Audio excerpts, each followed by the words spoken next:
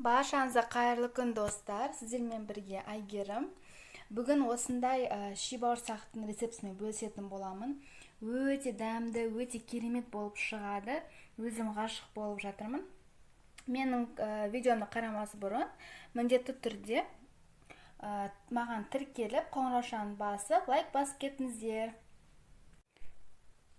Достар, бізге керегі жұмыртқа, күнбағыс майы, сүт, ұн, су, жылы су керек, қант, кішкене тұз саламыз және қопсытқыш саламыз.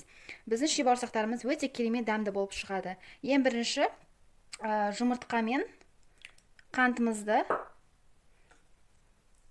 салып, венчикпен әбден араластырып шығамыз. Жұмыртқа мен қантымызды венчикпен осылай қатты араластырып шығамыз.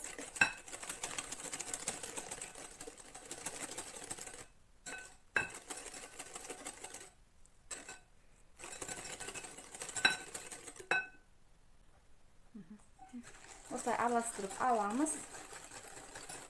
Және де сүтімізді қосамыз. Суымызды қосамыз. Тағы да бәрін араластырамыз.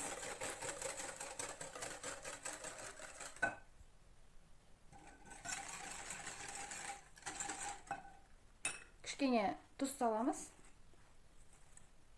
Қопсытқышымызды саламыз. Енді күнбағыс майымызды қосамыз. 2 столовый ложка.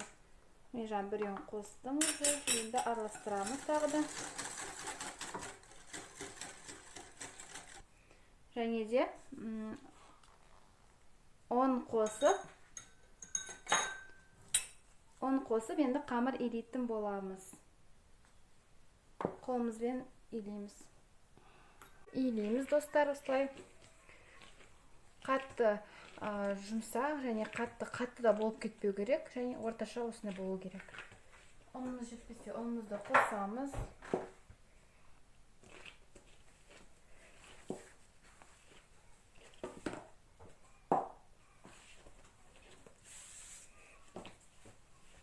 Бір 10 минутқа бетін жауып қоямыз. Кішкене июі қануы қажет.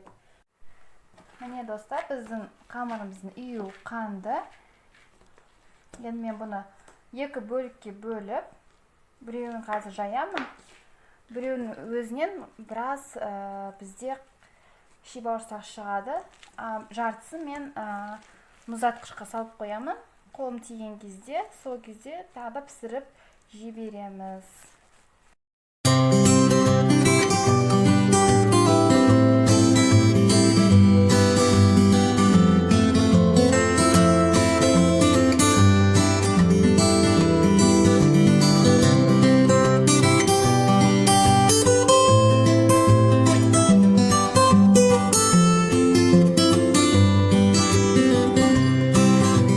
Достар, міне қамырымды жайып болдым. Осылай жұқа қылып жаясыздар.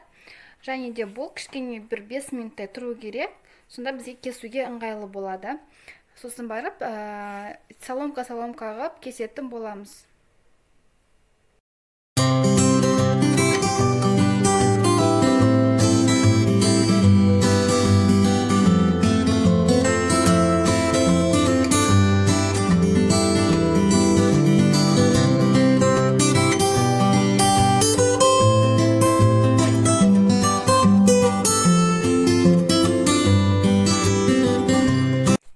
Достар, мен былай турап алдым. Мен ұзынша қылып, таяқша қылып. Енді қатты қызып тұрған майға осылайтып қуырып аламыз. Және аздан салыңыздар, өйткені көлемі ұлғаяды.